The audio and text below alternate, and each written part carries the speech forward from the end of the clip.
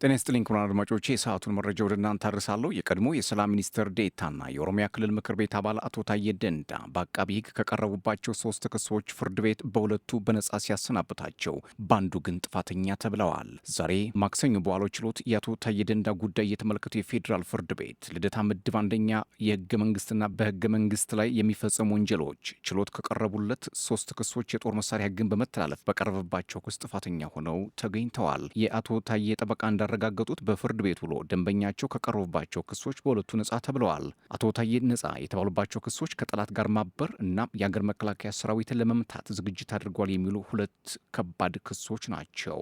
ተከሳሹ አሁን በፍርድ ቤት ነጻ የተባሉባቸው ክሶች ከዚህ ቀደም በፍርድ ቤት ታይተው ውድቅ ተደርገው የነበረ ቢሆንም ነገር ግን በተደጋጋሚ እንዲታዩ መወሰኑ አይዘነጋም።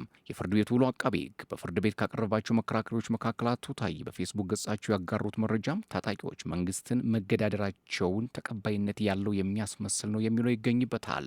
በተጨማሪም ከመታሰራቸው በፊት አቶ ታዬ ደንዳ ከተለያዩ መገናኛ ብዙሃን ጋር ያደረጉት ቃለ ምልልስም እንደ ዋቢ ማስረጃ ቀርቦባቸዋል። አቶ ታዬ በማህበራዊ ሚዲያ ያጋሩት መልእክት እንዲሁም ከመገናኛ ብዙሃን ጋር ያደረጉትን ቃለ ምልልስ እንደተመለከተ የገለጸው ፍርድ ቤቱ በሁለቱ ክሶች ነጻ ብሏቸዋል፣ በሶስተኛው ግን ጥፋተኛ ናቸው። የቀድሞ የመንግስት ከፍተኛ ባለስልጣንና የክልሉ ምክር ቤት እንደራሴው አቶ ታዬ ከቀረቡባቸው 3 ክሶች በሁለቱ ነጻ ከተባሉ በኋላ ጥፋተኛ ሆነው በተገኙበት ህገወጥ መሳሪያ ይዞ በመገኘት ክስ የግራ ቀኝ የቅጣት አስተያየት ለመስማት ለዳር 15 2018 ዓ.ም ቀጠሮ ተሰጥቷል። አቶ ታዬ ከጠሯቸው 5 የመከላከያ ምስክሮች መካከል የመንግስት ባለስልጣን ሳይ 2 ብቻ መሰማታቸውን ጠበቃው ጠቅሰው ስርዓቱን ተከትለን ይግባኝ እንላለን ነው ያሉት። ከዚህ ቀደም የጦር መሳሪያ ወንጀሎችን በተመለከተ የቀረባቸው ክስ እንዲከላከሉ ፍርድ ቤት ውሳኔ ካሳለፈ በኋላ አቶ ታዬ ጉዳዩን እናውቃለን የሚሉ 5 የመንግስት ከፍተኛ ባለስልጣናትን ለምስክርነት ጠርተው እንደነበር ይታወሳል። ሰኔ 30 2017 በነበረው የፍርድ ቤት ውሎ አቶ ታዬ በምስክርነት ቀርበው ያስረዱልኛል ካሏቸው መካከል ጠቅላይ ሚኒስትር አብይ አህመድና የአዲስ አበባ ከንቲባ አዳነች አቤቤ ባይገኙም ሌሎች 2 የመከላከያ ምስክሮቻቸውን አሰምተው ነበር። ክቡራትና ክቡራን ዛሬ በትንታኔ የማድረሰው የቡድን 7 ሀገራት በሩሲያ በቻይናና በሱዳን ጉዳይ መክረዋል። ምን አሉ የሚለውን ወደ እናንተ አደርሳለሁ። ሰብስክራይብ፣ ላይክ፣ ሼር፣ ኮሜንት እያደረጋችሁ ቤተሰብ ሆኖ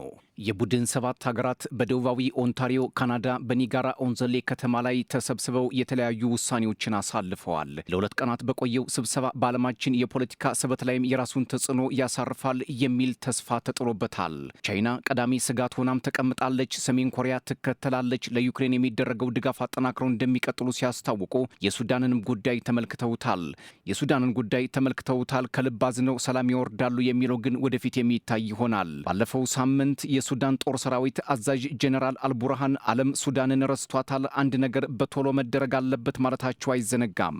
የቡድን 7 ሀገራት በስብሰባቸው በሱዳን ንጹሃን ላይ ዘግናኝ ጥቃት ይፈጽማል ያሉትን የሱዳን ፈጥኖ ደራሽ ኃይል በጽኑ ማውገዛቸውም ነው የተሰማው። በሀብት የበለጸጉትና የቡድን 7 በሚል የሚጠሩት ሀገራት የውጭ ጉዳይ ሚኒስትሮች በሱዳን ፈጥኖ ደራሽ ኃይሉ በኤልፋሽርና በሰሜን ኮርዶፋን ግዛት የፈጸመው ዘርን ያማከለ ጥቃት መኮንናቸውም ነው የተነገረው። ራሳቸውን የዲሞክራሲ አዋላጅና የሀብት ብሎም የኃይል ባለቤት እንደሆኑ የሚቆጥሩት 7ቱ የዓለማችን ታላላቅ ሀገራት ካናዳ፣ ፈረንሳይ፣ ጀርመን፣ ጣሊያን፣ ጃፓን፣ ብሪታንያ፣ አሜሪካና የአውሮፓ ህብረት በውጭ ጉዳይ ሚኒስትሮቻቸው በኩል መክረዋል። በዚህ ስብሰባ ቀዩ ድራጎን ቻይና የዓለማችን ትልቋ የኒውክሌር ስጋት ሆና ተቀምጣለች።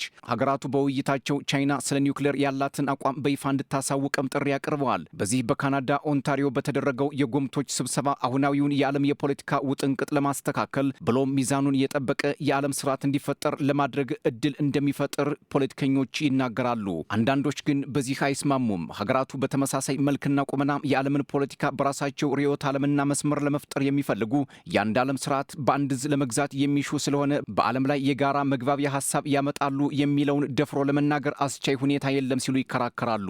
ፖለቲከኞች ለዚህ ሀሳባቸው ደጋፊ ማስረጃ የሚያቀርቡት ስብሰባው እንደተጀመረ ቻይናንና ሰሜን ኮሪያን ብሎም ሩሲያን ማውገዝ መጀመራቸው ዓለምን እንደቀደመው በአንድ የኃይል ስር ለመግዛት ፍላጎት ማሳየታቸውን ነው። ሌላው የሀገራት ውጭ ጉዳይ ሚኒስትሮች ያነሱት ትልቁ ጉዳይ ነጻና ግልጽ ብሎም በህግ የበላይነት የሚመራ የኢንዶ ፓሲፊክ የንግድ ቀጠናን ስለመጠቀም ነው። በዚህ ቀጠና የትኛውም ሀገር በብቸኝነት እጠቀማለሁ የሚል አዝማሚያ ማሳየት እንደሌለበትም አስጠንቅቀዋል። በደቡባዊውና ምስራቃዊው የቻይና ባህር ላይ በተናጠል ለመጠቀም ፍላጎት ያላቸው ሀገራት ካሉ በጊዜ መሰብሰብ አለባቸው የሚል ማስፈራሪያ ዝር መግለጫም አውጥተዋል። የቡድን 7 ሀገራት ተጨማሪ አትኩሮት የሰጡት ጉዳይ ደግሞ በታይዋን ሰርጥ ሰላምና መረጋጋት መስፈን ላይ ሲሆን በዚህ ሰርጥ የሚደረግ ማንኛውም እንቅስቃሴ ተጨባጭ ንግግር በማድረግ የሚፈታና ብሎም ታይዋን በተገኘችበት ውጤታማ ውይይት ማድረግ አስፈላጊ መሆኑን ነው። 7ቱ ሀያላን በታይዋን በታይዋን ጉዳይ ላይ ለምን እንዲህ ትኩረት ማድረግ አስፈለጋቸው የሚሉ ጥያቄዎችም ይነሳሉ።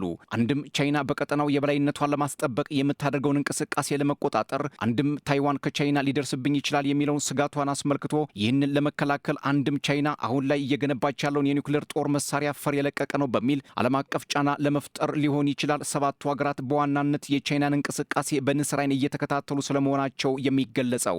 ሌላው በዚህ ስብሰባ የተነሳው ጉዳይ ሰሜን ኮሪያን በማስመልከት ሲሆን የኒውክሌርና ባላስቲክ ሚሳይል ምርት ላይ ገደብ ማስቀመጥ አስፈላጊ መሆኑን ነው። በመግለጫቸውም ተሳታፊዎቹ ፒዮንግያንግ ከዚህ ድርጊቷ መታቀብ እንዳለባት ነው እያስጠነቀቁት። ሚኒስትሮቹ የሰሜን ኮሪያን ጉዳይ ከባድ አዝማሚያ የደቀነ ወይንም ግሬቭ ኮንሰርን ብለውታል። ሰሜን ኮሪያ በክሪፕቶ ከረንሲና መረጃን በመጥለፍ ስጋት የጋረጠች በሚልም ፈርጀዋታል። የጃፓን ውጭ ጉዳይ ሚኒስትር በበኩላቸው ቻይና በውድ ማዕድናት ላይ የምታደርገውን የውጭ ሽያጭ ማረጋጋት እንዳለባት በስብሰባው ላይ አንስተዋል። የቡድን ሰባት ሀገራት በዚህ ስብሰባቸው ላይ የቻይና ወታደራዊ አካሄድና መስፋፋት ዓለም አቀፍ የፖለቲካ ሚዛኑን የሚያመሰቃቅል የኃይል አሰላለፍ ለውጥ ለማምጣት የመንደርደር አዝማሚያ የሚያሳይ በወደፊቱ የዓለም ስርዓት አወቃቀር ላይ ስጋት ያዘለ አካሄድ እያሳየች ነው ሲሉ የቤጂንግን አካሄድ ይነቅፋሉ። ሚኒስትሮቹ በስብሰባቸው የጂኦፖለቲክስን ጉዳይም አስምረውበታል። ውስብስብ እየሆነ የመጣውን የኃይል አሰላለፍ ሀገራትን ወደ ግጭት እንዳይወስዳቸውም አሳሳቢ ሆኗል ነው ያሉት። በተለይ ስትራቴጂካዊ ጠቀሜታ ባላቸው የምድርና ባህር መስመሮች ላይ ያለው ውጥረት እንዲህ በቀላሉ የሚታይ አይደለም። በብሔራዊ ጥቅም ሳቢያ ታከው የሚመጡ ግጭቶች ሀገራትን ወደ እርስ በርስ ጦርነት የሚወስድ መሆኑም የሚታወቅ ጉዳይ ነው። በተለይ ቻይና በደቡባዊውና ምስራቃዊው የቻይና ባህር ላይ የምታደርገው ግስጋሴ ሀያላኑን እረፍት ነስቷቸዋል። በሌላ በኩል ቻይና ለምዕራባውያን ትከሻ ከከበዱት የሩሲያው ፕሬዝዳንት ቭላዲሚር ፑቲን ጋር ያላት ግንኙነት፣ ሩሲያ ከሰሜን ኮሪያና ኢራን ጋር ያላት መስተጋብር፣ በአውሮፓውያን አጠራር አራቱ ክፉ መናፍስት የሚባሉት ሩሲያ፣ ቻይና፣ ኢራንና ሰሜን ኮሪያ ባንድ ላይ መቆማቸው ለሰባቱ ሀያላን ሀገራት ብቻ ሳይሆን ለዓለም ስጋት መሆናቸውን ሚኒስትሮቹ ይናገራሉ።